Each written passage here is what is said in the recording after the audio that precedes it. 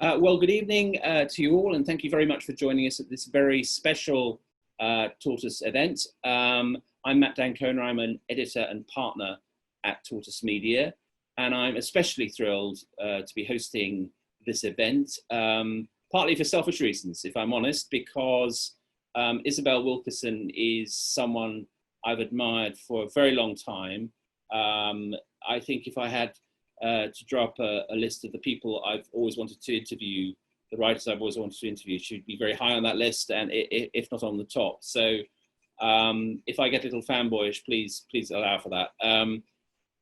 It's for those of you who don't know about Isabel's background, she's a Pulitzer Prize winner, author of The Warmth of Other Suns, which is often, and correctly, I think, described as one of the great non-fiction works of our time, and now has published a book that is receiving universal acclaim, rightly so, and we're going to talk about tonight. You can see from my post-it notes that I've given it quite a thorough reading. Caste, The Lies That Divide Us, and it's a magisterial exploration of an issue we'll go into in some depth. Now, the way we propose to organize the evening is I will discuss the book with Isabel, and we're looking forward to reading your comments in the chat, and do please put in any thoughts and questions that you think might be interesting to raise later on, because I will put the issue to the floor a bit later on, so that we can bring in people and they can have the opportunity to raise points and ask questions of Isabel about the book. But without any more ado, I just want to get straight into it. Thank you, Isabel, for joining us. And let me begin by asking about the genesis of this book, Caste. It seemed to me, as I was reading it, that it had strong affinities with and roots in The Warmth of Other Suns, which is the book you wrote about the migration of African Americans from South to North and their experiences, and the stories you told in that book. And I'd be very interested, as a sort of starter, if you could talk about the relationship between the two books. The Warmth of Other Suns appeared in 2010. This is appearing in 2020. What are the evolutionary connections between the two? So yes, first of all, I'm so thrilled to be here with you. I mean, I'm just so happy to be able to talk about this.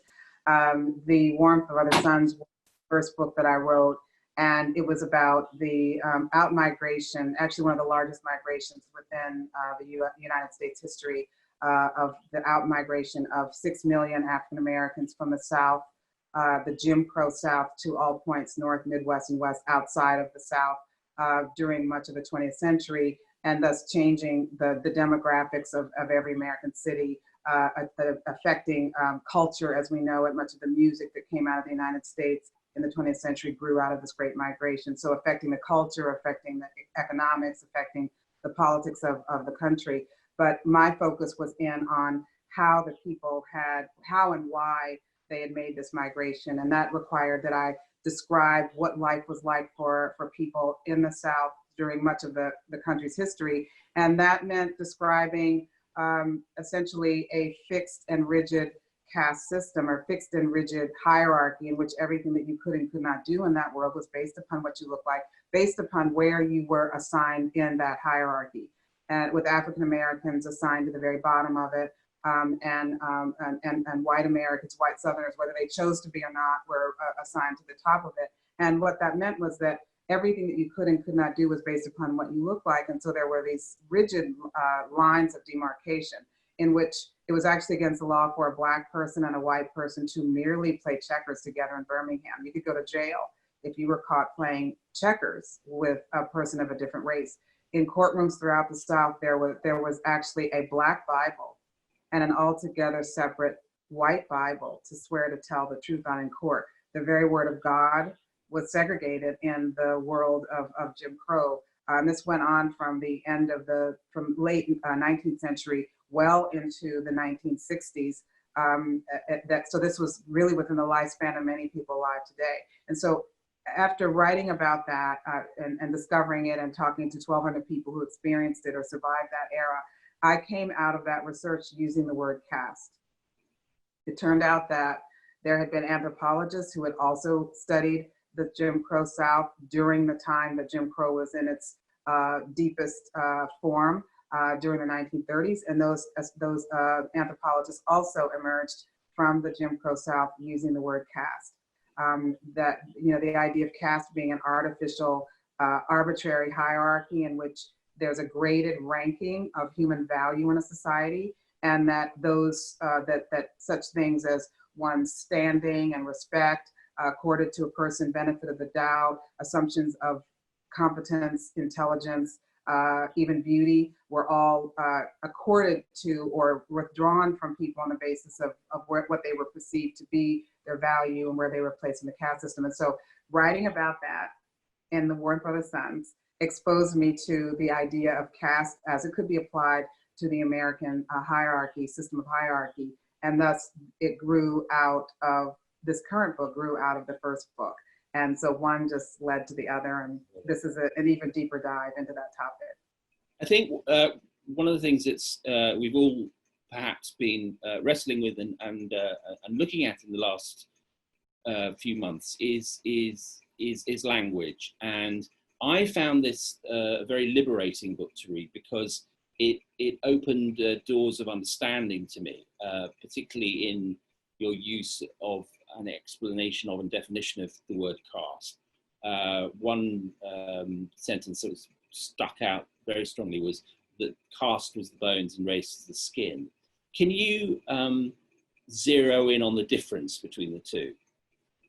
Thank you for asking that, because I too feel that this could be liberating language, because it is a different kind of way of looking at ourselves. It's a new lens through which to see oneself and how we interact with one another in community or even as a country. So the idea of caste as the bones and race as the skin is a reminder or helps us to see that there's this hidden infrastructure that we often do not recognize that may be at work in probably any society, but I'm looking at the United States in particular with an eye toward how does this extend to other places? What can we learn from other places that have had hierarchy? And so the idea of this hidden or unseen infrastructure that focuses us on not the feelings and emotions that can be that can rise up when we hear the language that we are accustomed to, language that we almost we don't even hear anymore because we have heard the language of that we have grown accustomed to the point where we often don't even hear it anymore. So this is new language. It's a way of seeing ourselves differently, and in doing so, it helps to liberate us from the emotions that can get triggered from language that we are accustomed to, such words as racism and supremacy. Those words that can evoke emotions such as guilt or shame or blame. The idea of caste is not about emotion in the framework in which I'm describing it. It's about structure. It's an infrastructure of our divisions. It's something that we have inherited. We did not ask to be born into the infrastructure. It's not personal. These infrastructures and this hierarchy has been here for centuries upon centuries. We have inherited this. And I often describe,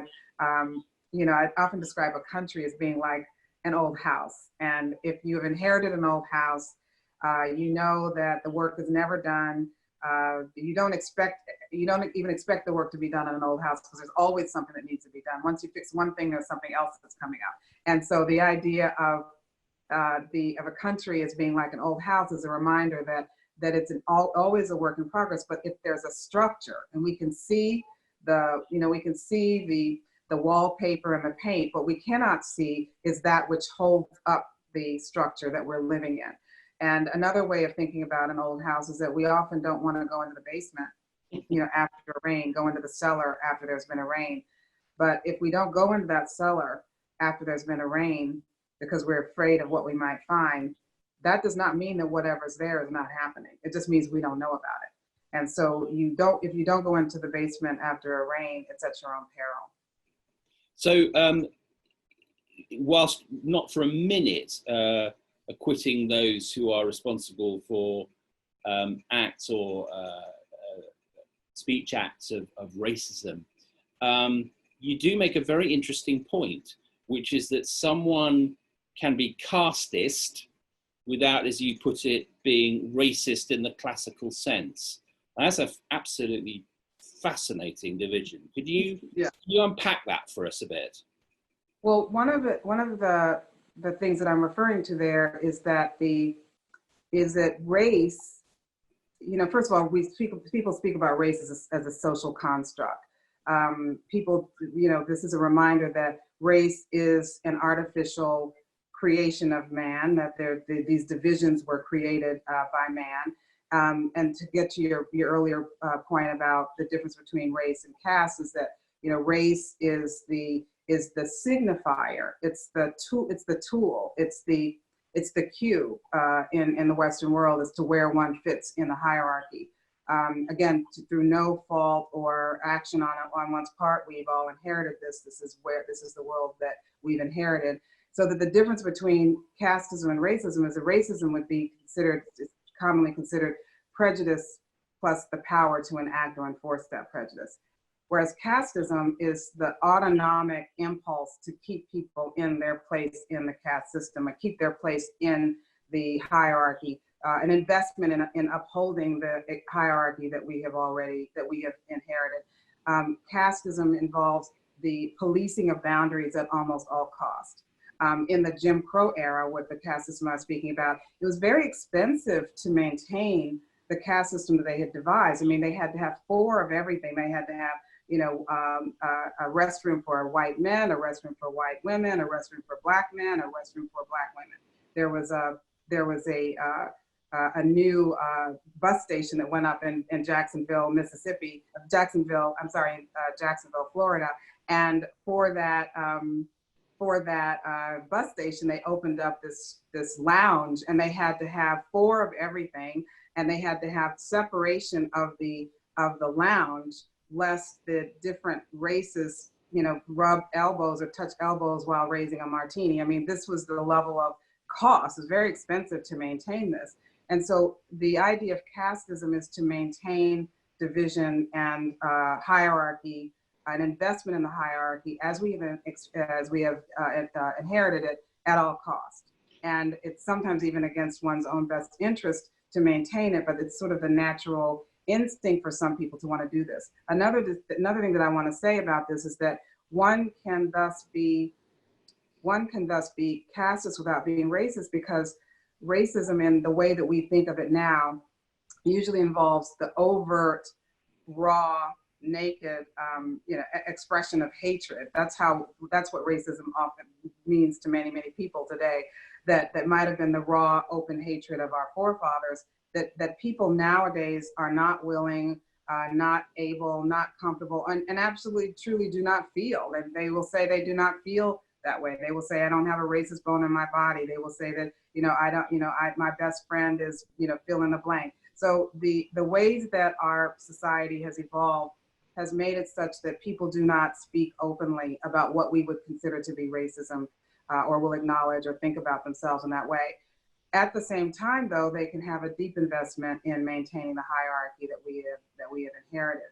So that a person who would be considered racist would, by definition, also be casteist, because they would want to maintain the hierarchy by definition. It goes without saying.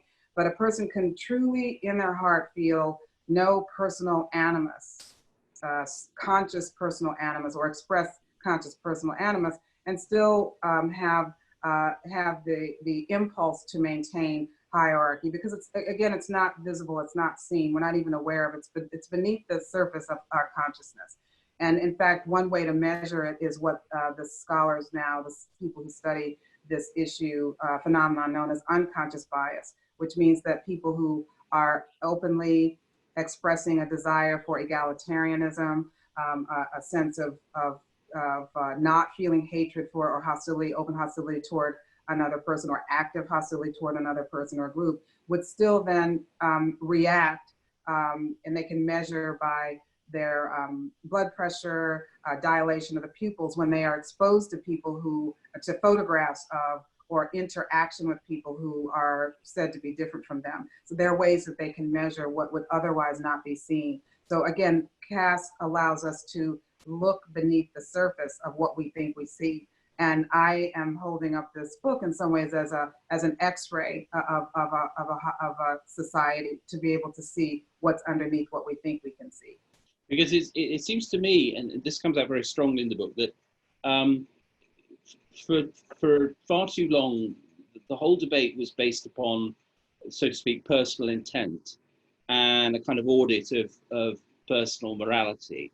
Whereas by looking at it in terms of caste, we enter into a much more fruitful debate about, and a harder debate in some ways about, in many ways, about structures. So we're not paralyzed by, as you say, a discussion of who is or isn't a consciously racist, but actually looking at the subterranean structures that have made this possible. Yeah, the idea of being able to shed ourselves of the personal nature of it, because that gets to be seeming to be accusatory.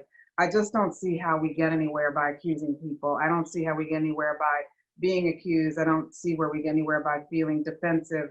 I think that in order to recognize it from a structural perspective, like you're going into the house and you're looking at, this is what the electrical system needs. We need to fix the electrical system, and this is what's wrong, and this is what needs to be fixed, and this is what needs to be repaired, and this is what needs to be replaced. I mean, it's taking a structural, pragmatic approach to what is actually wrong in a society, what's wrong in the hierarchy, and how we can come together to fix it. And because we've all inherited this and we're all affected by it, then it means that we should all have a stake in this being the best that it can possibly be.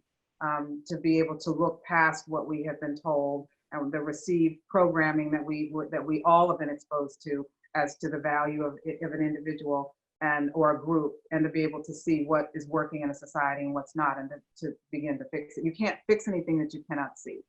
And this is something that many people don't necessarily see. And so this is an effort to try to allow us to see it, to shed light on it. One of the most interesting aspects of this is that, in your discussions of the American experience, so much of the mythos of American exceptionalism has been based on the idea of democratic egalitarianism on the one hand, and yet you plot something that is structurally precisely the opposite. And I'm intrigued how you think a country has even managed to function with those two utterly contradictory experiences going on. Well, it gets back to the origins of this. There's a subtitle in the US in which is the origins of our discontents. And that has meaning because this didn't come out of nowhere. This has been since the founding of the country. This is a 400-year-old hierarchy that began with the arrival of the British colonists to Virginia colony, and struggling to survive in this forbidding wilderness that the country was at that time, encountering indigenous people, and the response, horrifically, was to decimate the people and then to exile them to what are now reservations. But it started with the need to survive and to develop a wilderness, and in doing so, they were not going to be able to do that with the indigenous people. There were indentured servants that had come over, but that was not going to be sufficient. So what did they do? They then imported people. They captured people from Africa and then transported them across the Atlantic in the transatlantic slave trade, and thus created a bipolar caste system, a bipolar hierarchy in which The colonists themselves were at the very top of the hierarchy by definition. They were the dominant group. And then the enslaved people were at the very, very bottom with no rights even over their own bodies.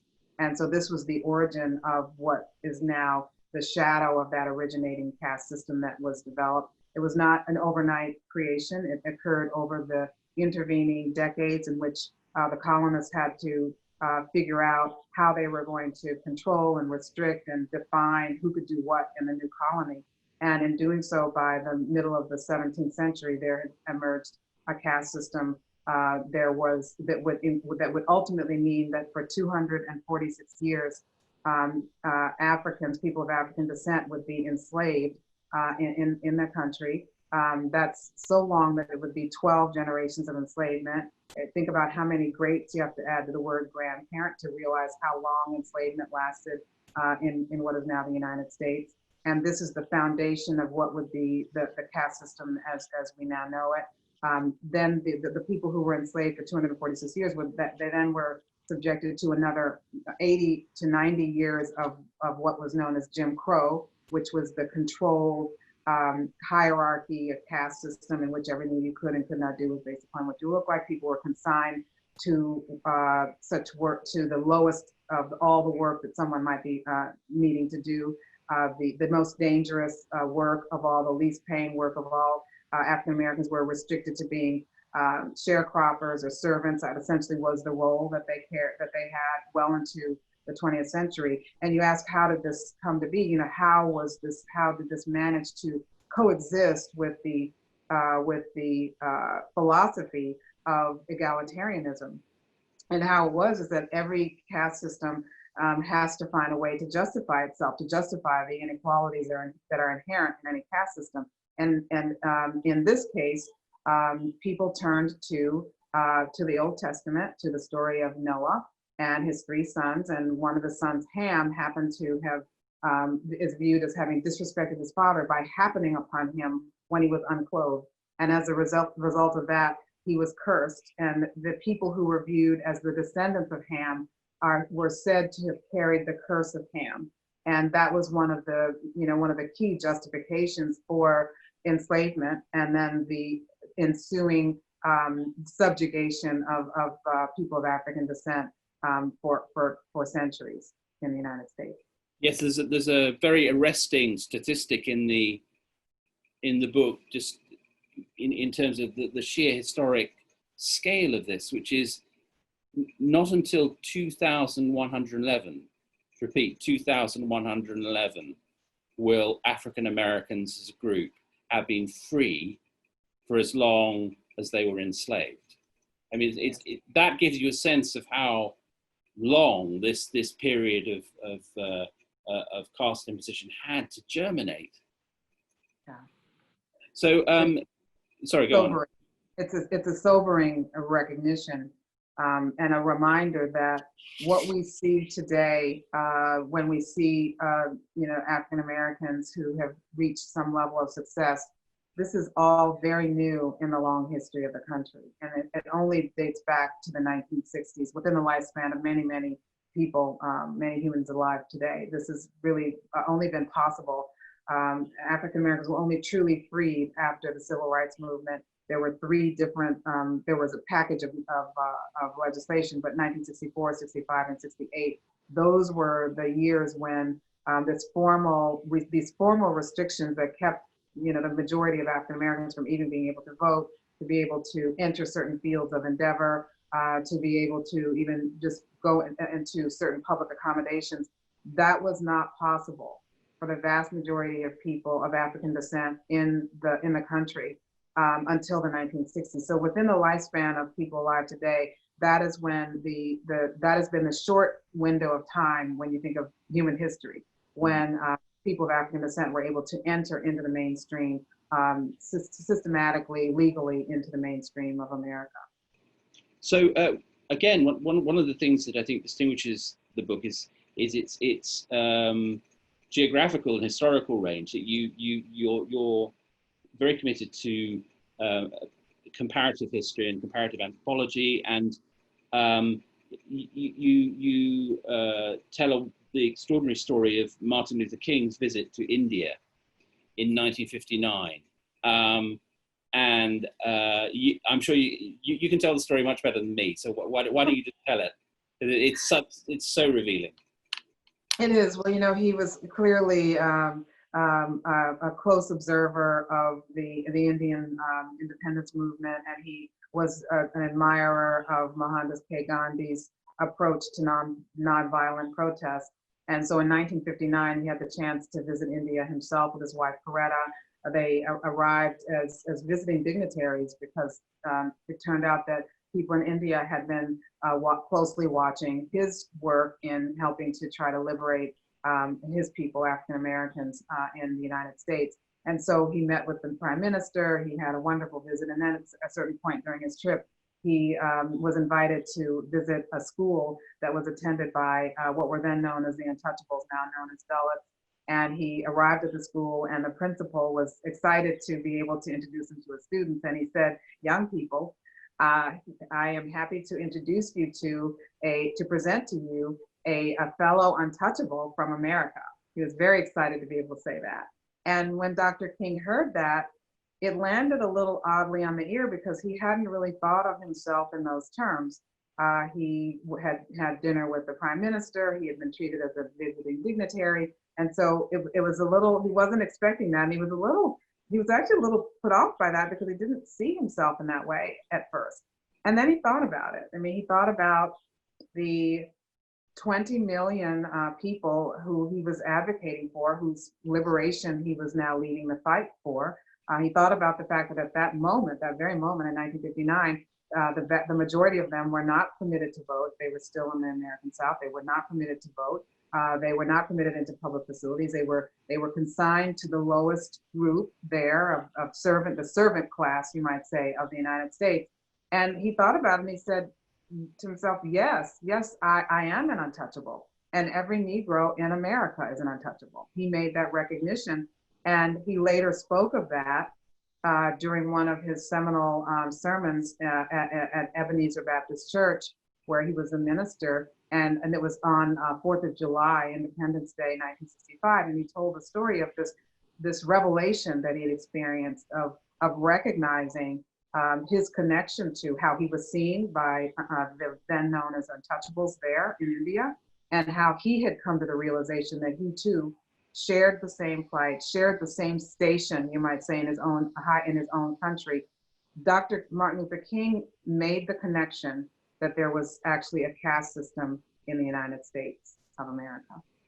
And then a different, but you know, in certain respects, comparable example, horrific, the extent to which Nazi Germany was inspired, you know, technically and in detail, as it was drawing up the Nuremberg laws, by the model of the Jim Crow regime. It's something I had no knowledge at all.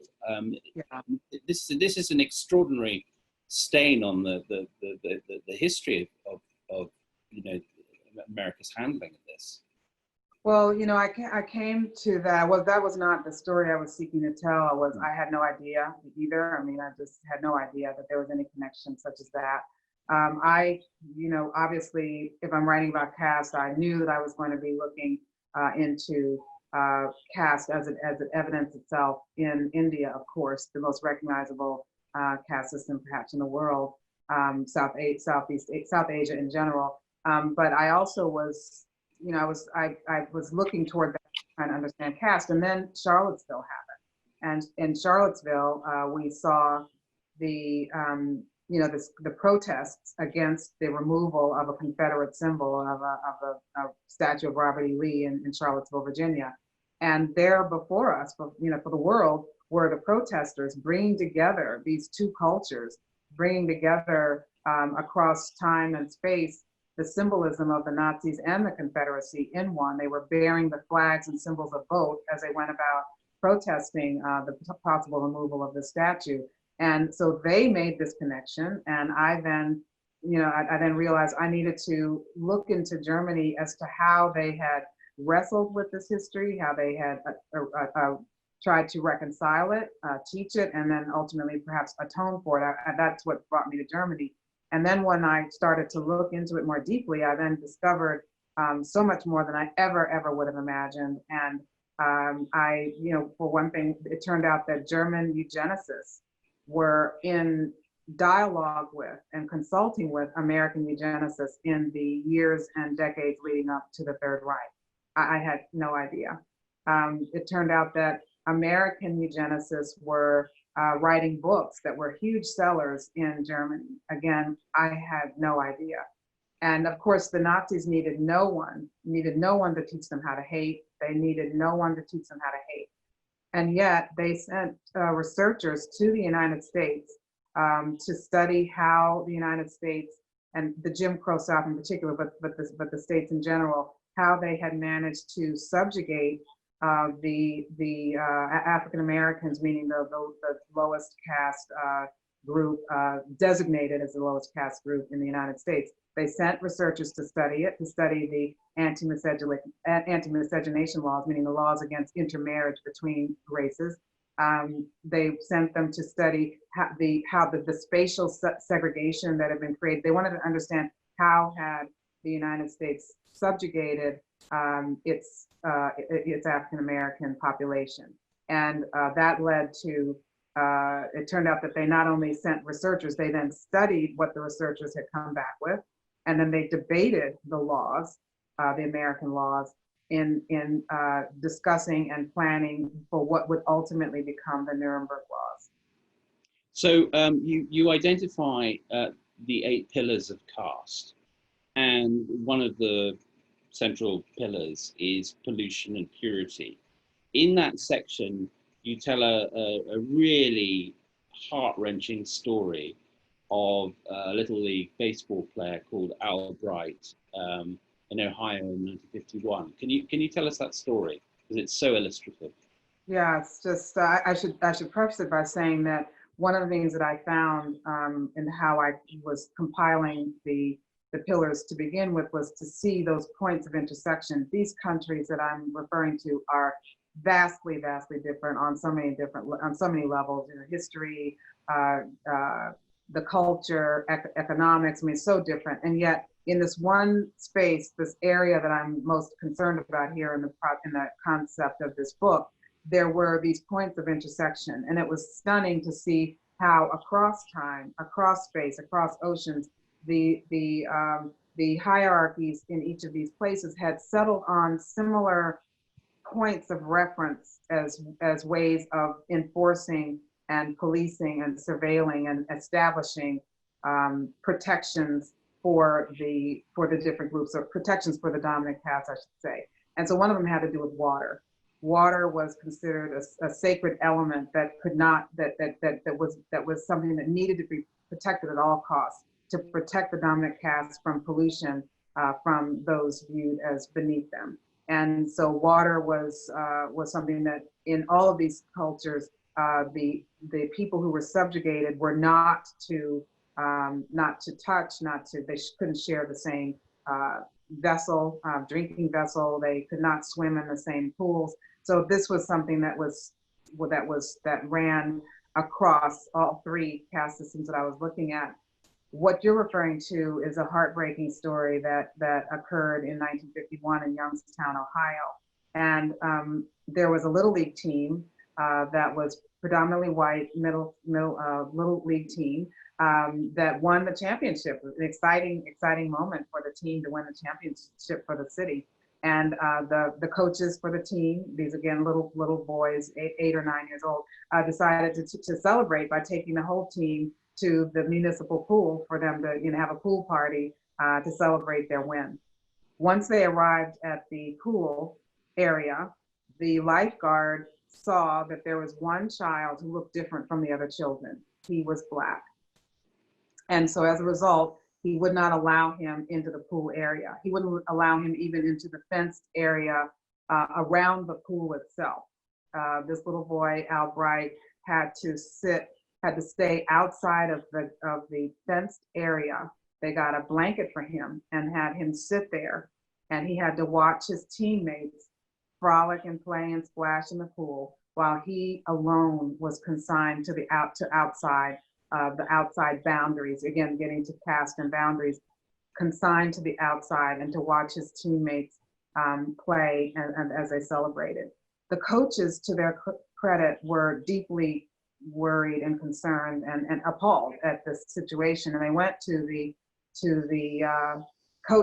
lifeguard and said, you know, is there anything that we can do? This is just not fair that he has to be outside. They had been forced to bring him food. He couldn't go inside to get the food that the other kids were able to partake of. And so the coaches went to the lifeguard and said, you know, is there anything we can do at all?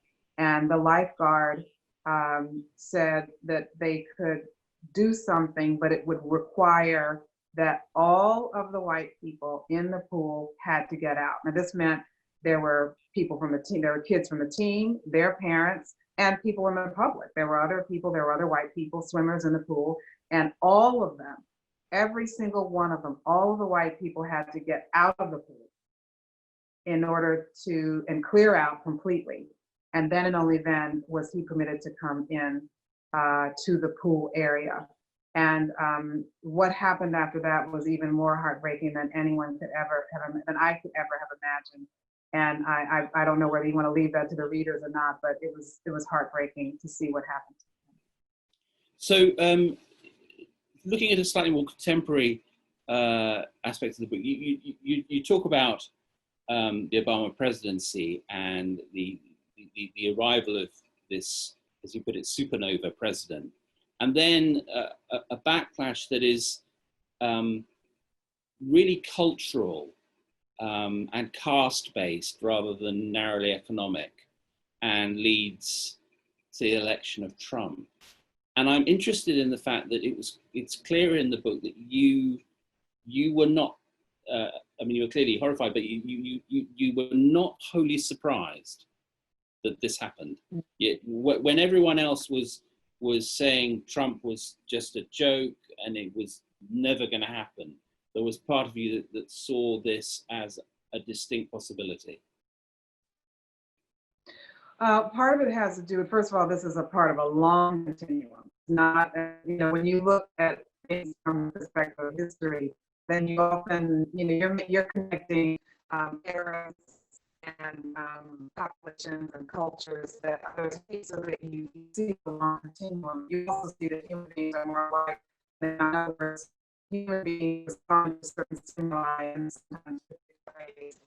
So in a situation such as a country has been facing in the last 20 years or so, we have been, there was a census report that came out I think we're losing you slightly there, Isabel. I don't know if there's a connection problem. Longer have the same demographics as it had in the past. That Right. the majority would no longer be the majority in the United States, which is a configuration that that the country, it's the only configuration the country has ever known. There's been no other time in American history where there has not been a white majority. And so these projections that there would be that there would no longer be the configuration, the demographic configuration that everyone in the country has known all this time, was a cause for an existential reexamination and setting off of insecurity and fears on the part of people, particularly those who have been in the historic majority for their entire lives, and of course for as long as there's been in America.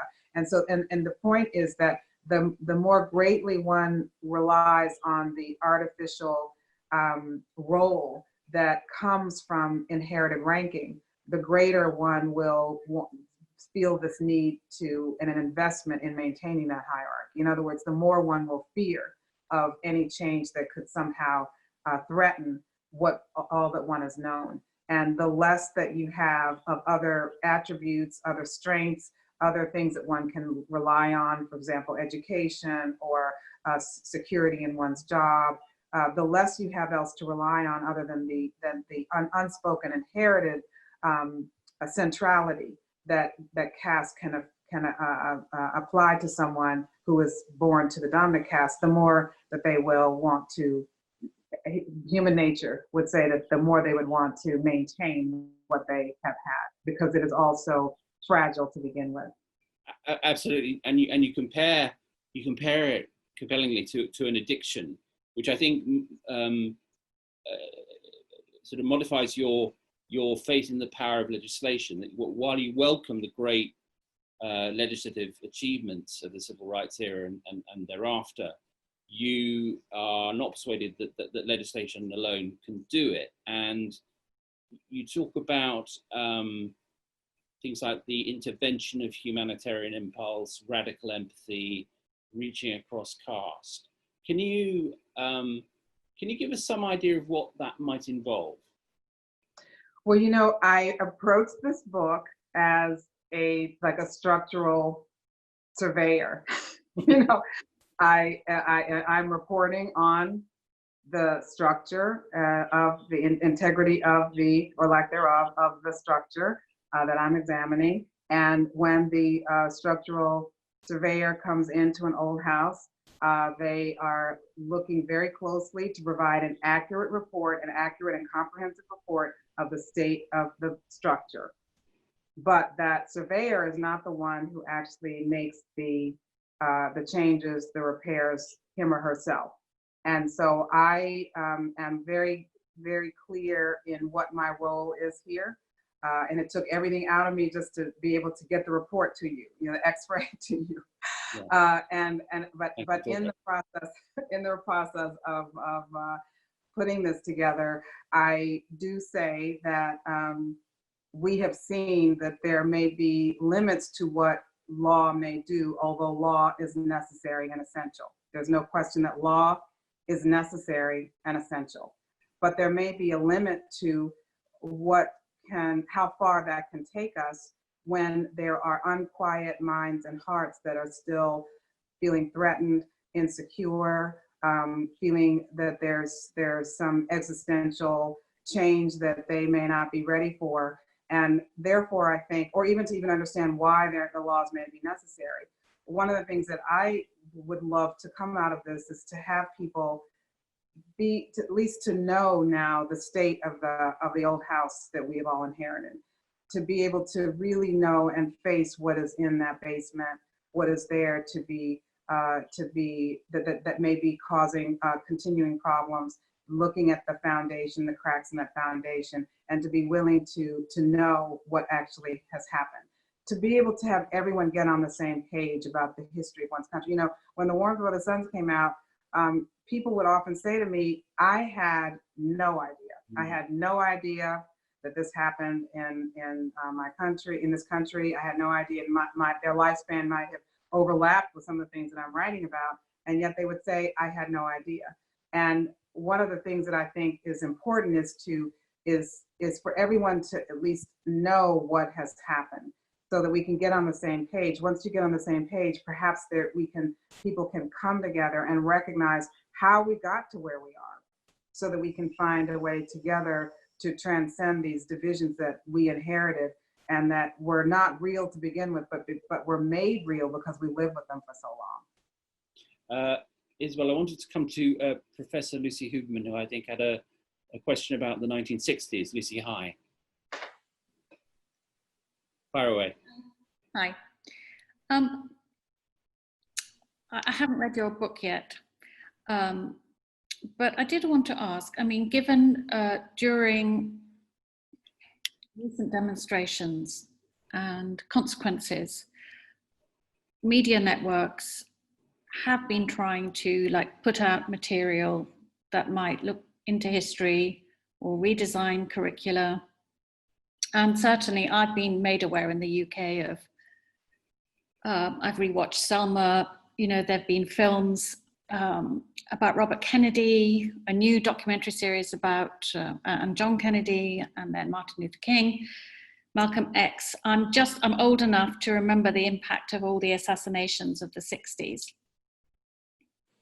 Mostly what we hear about are conspiracy theories, what's still called conspiracy theories about the killings. There's not been great structural analysis about the fears, you know, the fears brought on by the changes, by the people who managed to speak up. And, you know, because so much of it has to do with papers that are not released, things like that, how can we go about sort of helping people understand that, you know, not only were those people very brave in their different ways, but they, and obviously they paid a high price, but it's still not romanticized, but it's still not explained very structurally what happened to them.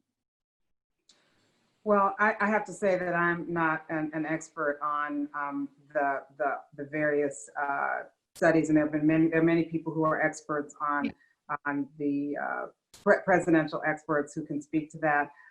When I speak about history as a way that we can better understand our country, I'm speaking about the inequalities that were built into the country long before the events that you're speaking about. I'm talking about the 17th century, not the 20th century.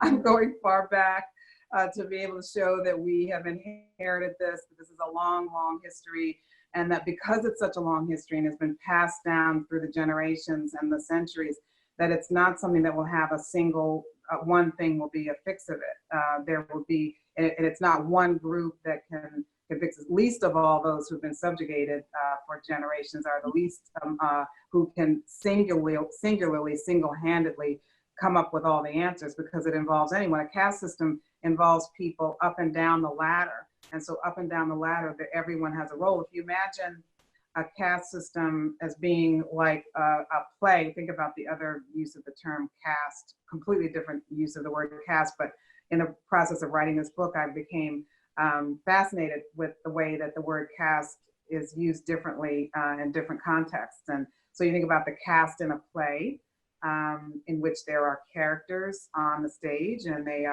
there's someone stage left, stage right, foreground, background, and everyone has a role in the play, and everyone knows their part. They know their lines in the script, and if they're really invested in it, they know everyone's lines in the script. They know the entire script.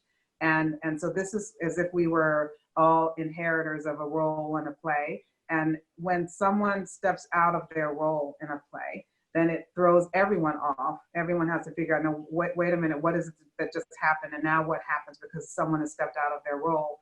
And so that is in some ways what happens in a caste system when there's some breach of it and someone steps out of it. So what I'm getting at is that this is a very long history, at least from not in the global sense of it in terms of world history, but from the United States, 400 years is a long time.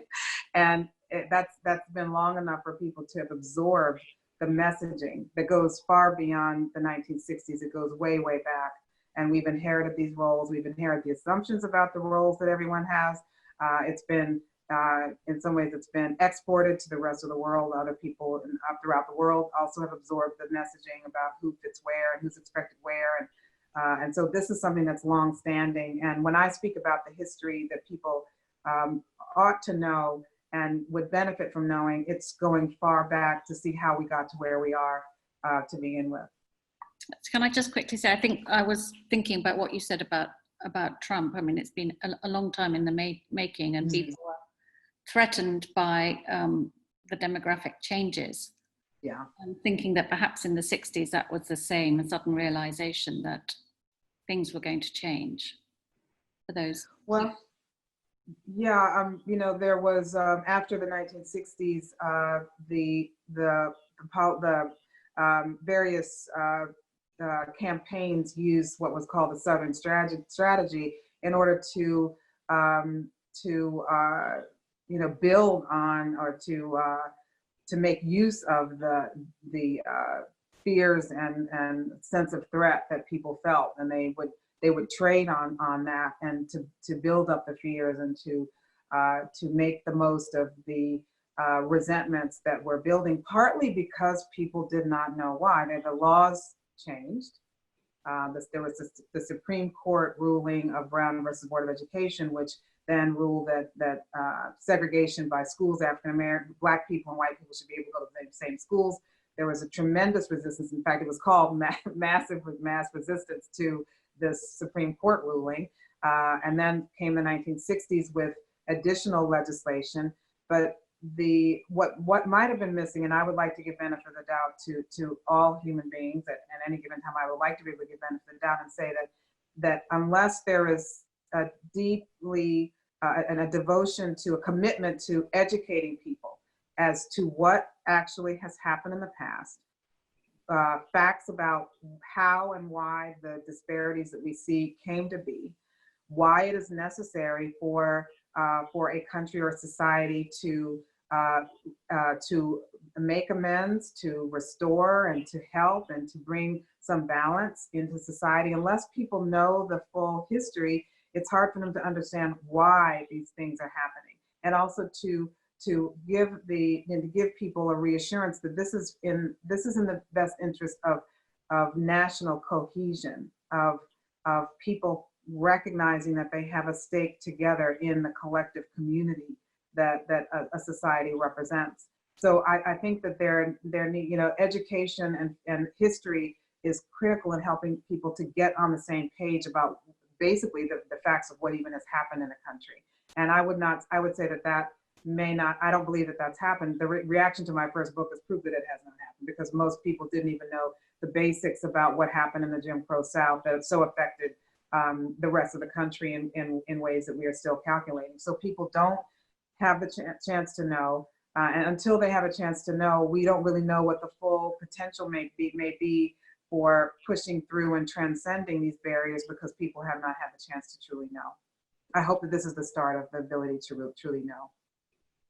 Isabel, I wanted to ask you a question about, which may or may not be an optimistic way to kind of draw things to a conclusion, but it's, you talk about you return to the German example as an instance of how a caste system can be dismantled. Obviously, that caste system was dismantled in a situation of great crisis, and a hugely historically traumatic and sudden situation. I wonder, though, whether in its own way, and you do allude in the book to the pandemic, something that's happened this summer has clearly had some impact on popular consciousness. That it begins, May 25th with the horrific death of George Floyd. Then we've just passed the 3rd anniversary of the Charlottesville riots, and everything that they demonstrated about what you're writing about. And now we're watching the emergence of a prospectively quite hopeful Democratic presidential ticket, including Kamala Harris. This is, and against the background of a pandemic, a pathogen that has disproportionately affected people of color, and that has been noticed, and governments claim they're going to take action. Now, this is not everything, but it is perhaps something. And I just wonder whether one of the outcomes of 2020 might be to lift consciousness in the way that your book hopes that will happen more generally in the years to come. Yes, one of my points of hopefulness in writing this book was I wanted to conclude with Albert Einstein, who he barely escaped Germany just before the Nazis took power. He arrived in the United States and took up a professorship at Princeton. And upon arrival, he himself made the recognition that he had arrived into a hierarchy that he thought was wrong. I mean, he stood up against the subjugation of people who he was being told were beneath him. Here was the smartest man alive, and he was saying that people who were deemed beneath him, no, he did not see them that way. When Marian Anderson gave a magnificent performance in Princeton, she was not permitted to stay at the Nassau Inn, a hotel, and the main hotel in Princeton, and he invited her to stay with him. He pushed past it. He refused to see these artificial barriers, And he also worked in other ways to embrace the cause of equality for those who had been subjugated. He took this on himself, and he also provides. I quote him in the epigraph, in which he says essentially that if the dominant group could only knew of what was going on, the cure would not be long coming. And so he was recognizing the need for consciousness and awareness, and an awareness by those who may not have to deal with the more tragic, the more everyday and also tragic consequences of a hierarchy such as this. They may deal with many problems in their own life. Every human being faces them, but the embedded, inherited ranking that holds people in a fixed place at the bottom, that is the kind of thing that many people do not have to deal with every day. And so when they begin to see, as we did with the George Floyd and the aftermath, there you had, at least in the United States, you had every one of the 50 states, where even states that had very few in the way of people of color were rising up in protest against what had happened to him. Across the Atlantic, we saw what happened in Bristol, where crowds of protesters took down the statue of a slave trader and hurled him into the river.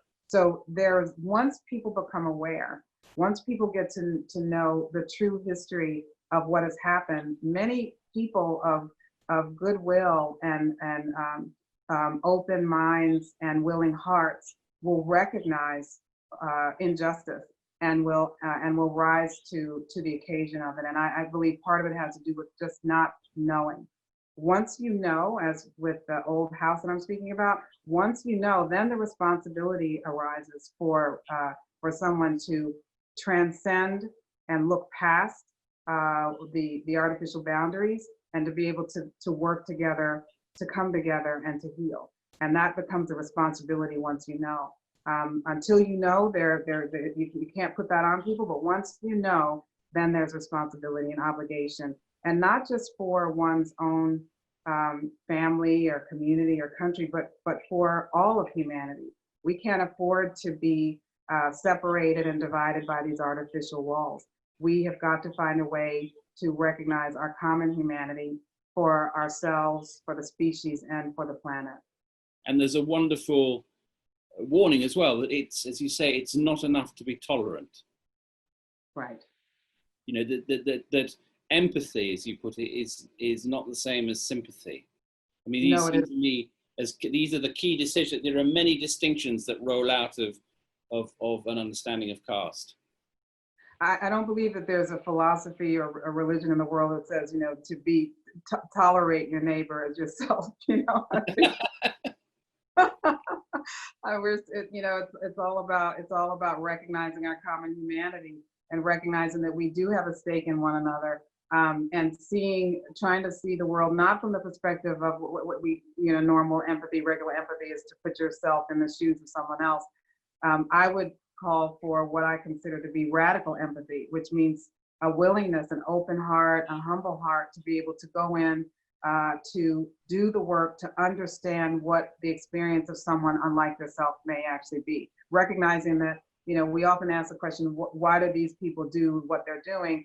And I feel that the only answer to that question is, what is it that human beings do when they're in a particular circumstance? And so radical empathy means that you are willing to do the hard work of truly understanding another person's circumstance, so that you can imagine not what you would do if you were in this circumstance that you might never experience, but what does a person in that circumstance actually experience, actually feel, actually endure, so that you can begin to imagine and to better understand why and how they are responding the way that they do. And once we can see ourselves for our common humanity, then I think we recognize that we do have a stake in one another's well-being and happiness, and that we all are dependent upon one another.